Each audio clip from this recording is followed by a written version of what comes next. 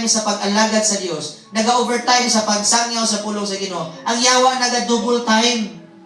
Grabe sab. Nga naman, dili siya ganahan nga ikaw makasinati sa kaayo sa Ginoo. Dili siya ganahan nga makasinati ka.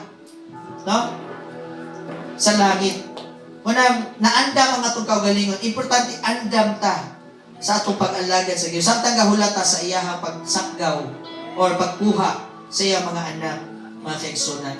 Amen? So, asa tang dapita, duol na kayo, gahulati kita. Ang mga timailhan, naana. Amen? So, wala ta kabalog kano sa anytime zone. Pwede na mo balik ang Ginoo. Pero ako hangyo pa jud may tagdili sa kadagang pamigsangyawan. Amen. May tagdili sa.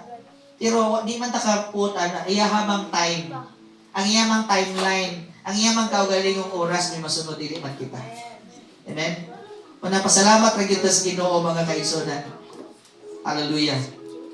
Nagitagaan ta sa Ginoo kaalam na magbantay na dili ta masikmit sa kaaway samtang gahulat sa pagbalik sa atong buhay nga Dios. Hallelujah. Itong itaas mga kamot niya sa atong buhay nga Dios. Hallelujah, Jesus. Balikan na ito pag-awit na atong buhay nga Dios. Hallelujah. Walay sama kanimo kagamanan, walay arang magkatubong sa gugma mo. Nagusog ang ayang sinunggan ka. Walay sama kanimo kagamhanan, walay arang magkatubong sa gugma mo. Nagusog ang ayang pasinunggan ka. Hatun may kinabuhi, hatun may kusog, hatun may gininhawa. Sa ngabil ko himayaan ka, hatun niya ka. Sa kasing-kasing ko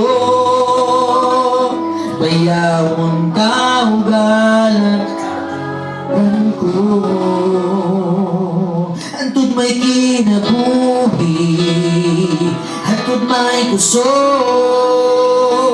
antud may gininhawa.